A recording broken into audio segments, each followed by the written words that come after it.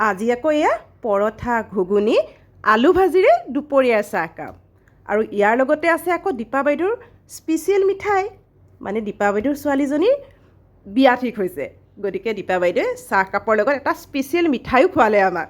আৰু আমাৰ গোটেই টীমটোৱে হৈছে খাদ্যৰসিক গতিকে ভিন্ন হাতৰ সোৱাদ লোৱাত সকলোৱে ভাল পায় গতিকে এনেদৰে দুপৰীয়া 25 মিনিট টিফিন ব্ৰেকত আমি সকলোৱে মিলি একাপ চাহ খাবলৈ চেষ্টা কৰোঁ সদায় নহ'লেও মাজে মধ্যে আৰু সকলোৱে ভিন্ন হাতৰ সোৱাদেৰে আৱেগিক হৈ পৰে মানে খুবেই ভাল লাগে সময়খিনি এনেদৰে কথাৰ মহলা মাৰি